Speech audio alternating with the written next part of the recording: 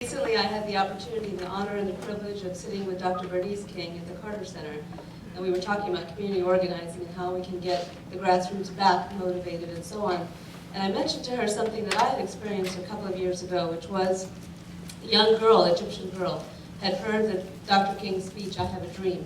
She heard it in English, she was taking English classes, she was so moved by it that she translated it by herself into Arabic.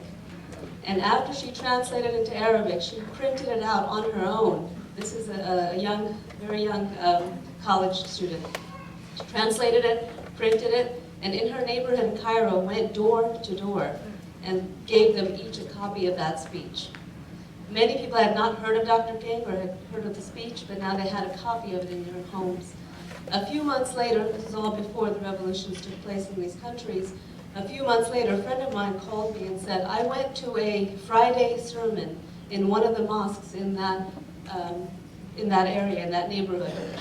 And the imam, who was the leader, his sermon was Dr. King's speech in Arabic. And so the whole congregation had never heard the speech, but he was very clear. He said, this is a speech given by a great man who was like a prophet. And he is saying the same things about Black America that we Egyptians need to hold on to.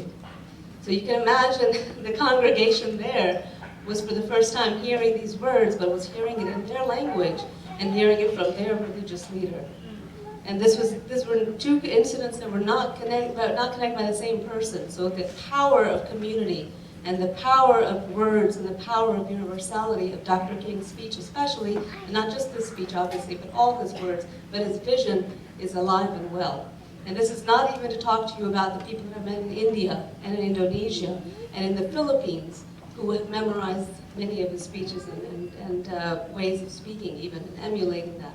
Finally, I just want to say that what you will be hearing the students speak today, the verses and the passages that they chose from the speech are actually ones that they chose themselves. And that was very important to us because it has to be meaningful. And it has to be something that resonates. So we hope that you enjoy their selections and that they will also be able to channel that. I'm just waiting for you guys to come in. That they will also be channeling his energy and his wisdom as well.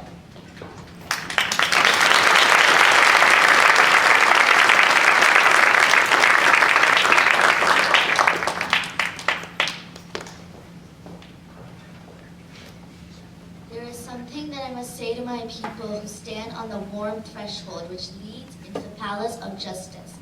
In the process of us gaining our rightful place, we must not be guilty of wrongful deeds. Let us not seek to satisfy our thirst of freedom by drinking into the cup of bitterness and hatred. We must forever conduct our struggle on the high plane of dignity and discipline. We must not allow our creative protests to degenerate into physical violence.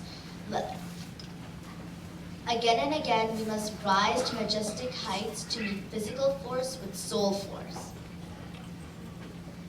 The marvelous new militancy, which has engulfed the Negro community, must not lead us to a distrust of all white people. For many of our white brothers, as evidenced by their presence here today, have come to realize that their destiny is tied up with our destiny, and they have come to realize that their freedom is inextricably bound to our freedom. We cannot walk alone.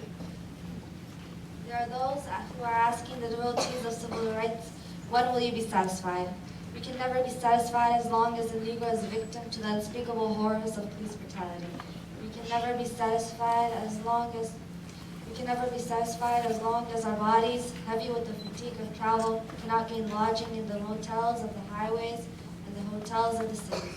We cannot be satisfied as long as the Negro's basic mobility is from a smaller ghetto to a larger one. We can never be satisfied as long as our children are stripped of their selfhood and robbed of their dignity by signs stating for whites only. We cannot be satisfied as long as the Negro in New York as long as the Negro in Mississippi cannot vote and the Negro in New York believes he has nothing for which to vote. No, we are not satisfied and we will not be satisfied until justice rolls down like waters and righteousness like a mighty stream. I'm not unmindful that some of you have come here out of great trials and tribulations. Some of you have come fresh from narrow jail cells. Some of you have come from areas where your quest for freedom has left you battered by the storms of persecution and staggered by the winds of police brutality. You are the veterans of creative suffering. Continue to work with the faith where unearned suffering is redemptive. Go back to Mississippi. Go back to Alabama. Go back to South Carolina. Go back to Georgia. Go back to Louisiana. Go back to the slums and ghettos of our northern cities, knowing that this situation can and will be changed. Let us not wallow in the valley of despair, I say to you today, my friends. And so even though we face the difficulties of today and tomorrow, I still have a dream. It is a dream deeply rooted in the American dream. I have a dream that one day this nation will rise up and live out the true meaning of its creed. We hold these truths to be self-evident, that all men are created equal. I have a dream that one day on the red hills of Georgia, the sons of former slaves and the sons of former slave owners will be able to sit down together at the table of brotherhood. I have a dream that one day even the state of Mississippi, a state sweltering with the heat of injustice, sweltering with the heat of oppression, will be transformed into an oasis of freedom and justice. I have a dream that my 4 little children will one day live in a nation where they will not be judged by the color of the skin, but by the content of the character. I have a dream today.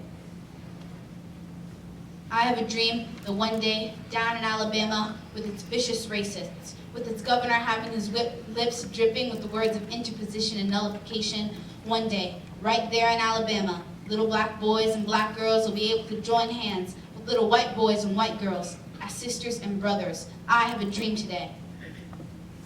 I have a dream that one day every valley shall be exalted, and every hill and mountain shall be made low. The rough places will be made plain, and the crooked places will be made straight. And the glory of the Lord will be revealed, and all flesh shall see it together. This is our hope, and this is the faith I go back to the South with. With this faith, we'll be able to hew out of the mountain of despair a stone of hope. With this faith, we'll be able to transform the jagged discords of our nation into a beautiful symphony of brotherhood. With this faith, we'll be able to work together, to pray together, to struggle together, to go to jail together, to stand up for freedom together, knowing that we'll all be free one day. And this will be the day when all of God's children will be able to sing with new meaning. My country, 'tis of thee, sweet land of liberty, of thee I sing. Land where my fathers died, land of the pilgrim's pride, from every mountainside, let freedom ring. And if America is to be a great nation, this must become true. And so, Let freedom ring. from the prodigious hilltops of New Hampshire, Let freedom ring. from the mighty mountains of New York, Let freedom ring. from the heightening Alleghanies of Pennsylvania, Let freedom from ring. the snow-capped Rockies of Colorado, Let freedom ring. from the curvaceous slopes of California, Let freedom ring. from Stone Mountain of Georgia, Let freedom ring. from Lookout Mountain of Tennessee, Let freedom ring. from every hill and molehill of Mississippi, From every mountainside, let freedom ring. And when this happens, when we allow freedom to let ring, when we let it ring from every village to every hamlet, from every state to every city, and we'll be able to speed up that day when all of God's children, black men, white men, Jews and Gentiles, Protestants, Muslims and Catholics, will be able to join hands and sing in the old Negro spiritual. Free at last, thank God